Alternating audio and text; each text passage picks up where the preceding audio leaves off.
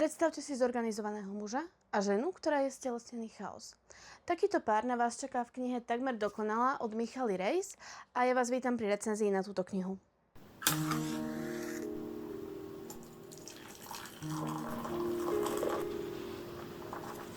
Než si povieme, čo si o tejto knihe myslím, poďme sa pozrieť na anotáciu. Mohla by byť pre ňoho tá pravá, aj keď je presným opakom ženy, ktorú hľadal. Robert je špičkový matematický štatistik a logika zastáva v jeho živote nezameniteľné miesto. V jeho svete všetko dáva dokonalý zmysel. Každý jav má svoje vysvetlenie, každá udalosť svoj správny čas a každá vec svoje miesto. Aj preto má Robert svoj zoznam. Obsahuje 12 položiek, ktoré definujú jeho dokonalú ženu. Ešte ju nestretol, ale vie, že zo štatistického hľadiska musí existovať. A určite to nie je Kamila, jeho nová susedka, ktorá ho pri každom stretnutí privádza do zúfalstva. Nemôže však poprieť, že v jej prítomnosti cíti nelogické, nevysvetliteľné a hlavne nežiaduce pocity, s ktorými si nevie rady. Kamilina existencia vyvádza Roberta z rovnováhy. Svojimi činmi ho núti pochybovať o jej zdravom rozume a ich rozhovory, tá žena ho neustále provokuje.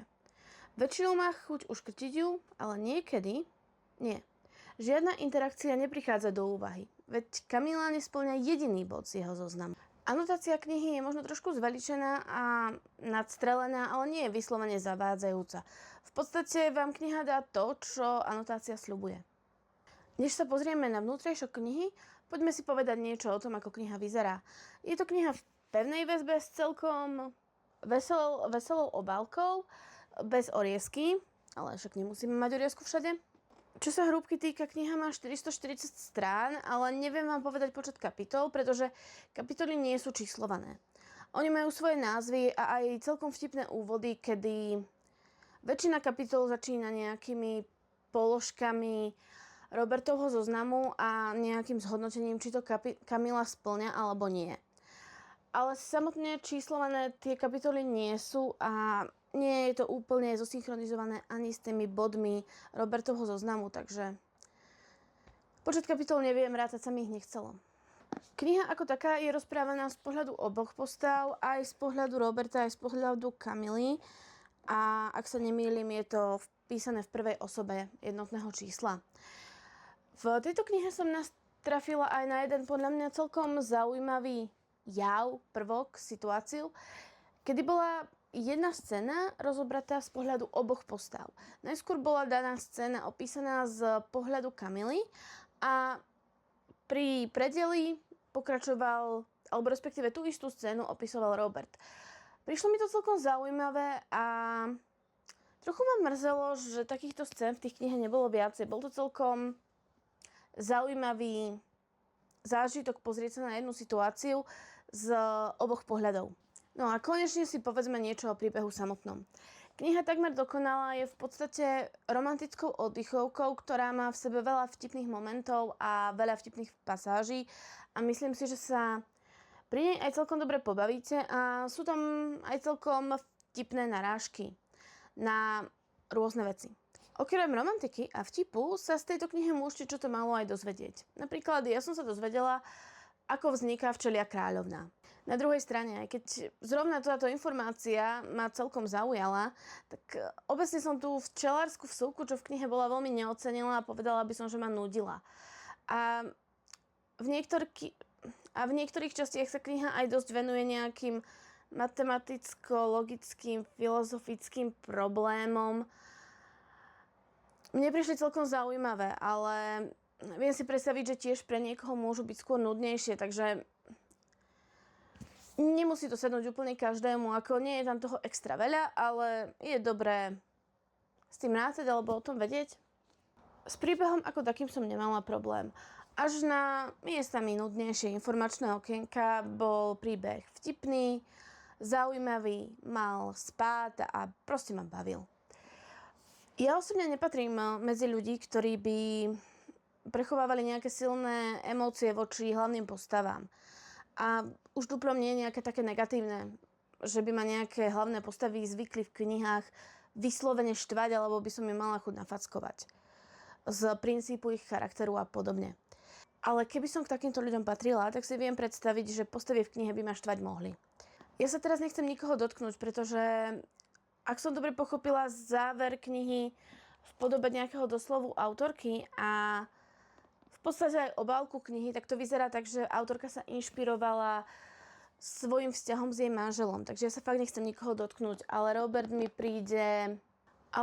je miestami skutočne na facku a pozerá sa ženy ako na nejaké veci alebo položky v nákupnom zozname, ktoré musia spĺňať určité parametre. Ako nie je to veľmi lichotivý obráz alebo postoj k ženám.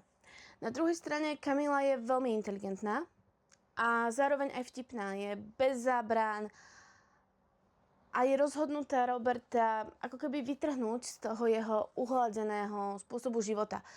Čo znamená, že mu robí aj rôzne naschvály, alebo ho cieľene provokuje a je to fakt super. Na druhej strane som nemohla prehliadnúť, že v niektorých častiach knihy sa chová ako vyslovene stalkerka a je to už na nejaké tie pomyselné red flagy. Aj na ňu. Z postav v knihe mi bol asi najviac sympatický Leonard, čo je Robertov priateľ a zároveň kolega. Má zmysel pre humor a nebojí sa si Roberta doberať, ale zároveň je usadený a má manželku, čo je podľa mňa pomerne nie až tak časté pri tomto type kníh a tomto type vedľajších postav. Vtedy zvykne bývať tá postava slobodná, tu ju máte zadanú, ale celkom ma bavil a bol mi sympatický. Zároveň je menej šialený ako je Kamila, čo je celkom dobré, lebo ak by bol šialený na jej úrovni, to by už asi Robert neprežil. Aj napriek tomu, že ma príbeh bavil a dobre sa čítal, natrafila som v ňom na dve veci, ktoré mi v ňom trošku vadili, nesedeli, nedávali mi úplne zmysel či logiku. Nazvite to ako chcete. Pre Kamilu je pre ňu dosť významným životným momentom strata jednej pre ňu blízkej osoby. Táto skúsenosť alebo tento fakt je v knihe niekoľkokrát spomínaný, aj keď nie je pre samotný vzťah Kamily a Roberta úplne nosný alebo úplne dôležitý. Čo je samozrejme v poriadku, keďže to má byť zrejme primárne silný formatívny okamžik pre Kamilu, ktorý ju prinúti určitým smerom posunúť svoj život a podobne. Na druhej strane, Kamila o tejto osobe hovorí aj s Robertom a miestami to vyznieva tak, ako by tá osoba bola dôležitá aj pre Roberta, alebo aspoň nejakým spôsobom mala niečo s nimi spoločné. Spoiler, nemá. Takže to mi trochu nesedelo, alebo som možno iba málo empatická voči Kamile. Aj to je možné. Druhým, trochu neprirodzeným bodom pre mňa v tejto knihe boli také filozofické debaty. Druhým, pre mňa neprirodzeným bodom v tejto knihe boli filozofické debaty. Rozoberanie vzťahov, nejakých hraníc v nich, či samotnej lásky a jej podstaty. Povedzme si na rovinu, hlavne na Kamilinej strane. Tak tieto rozhovory neviedla so svojimi blízkymi, s Robertom alebo s ľuďmi, ktorých by poznala a považovala za priateľov. Nie, tieto debaty viedla s úplne náhodnými ľuďmi, ktorých častokrát videla pár minút alebo prvýkrát v živote. Chápem, že to možno bolo myslené ako čarovej osobnosti, ale prišlo mi to divné, hlavne s tým, keď som povedala, že v niektorých momentoch sa Kamila skutočne správa ako stalkerka. Suma sumarum je takmer dokonalá. Je to vtipná romantická oddychovka s množstvom vtipných miest, kde sa zasmejete a zároveň si aj pri nej dobre oddychnete. Postavy v tejto knihe vás síce môžu štvať, ale na druhej strane nie je to nič, čo by sa im nedalo odpustiť. A to by bolo pre túto recenziu všetko. Ak sa vám recenzia páčila, budem rada, ak mi zanecháte srdiečko. Ak ste túto knihu čítali, dajte mi vedieť dole do komentára, čo si o nej myslíte. A ak chcete viacej podobných recenzií, tak budem rada za follow na mojom Instagrame alebo odber na mojom YouTubeovom kanáli. A my sa vidíme pri ďalšej knihe.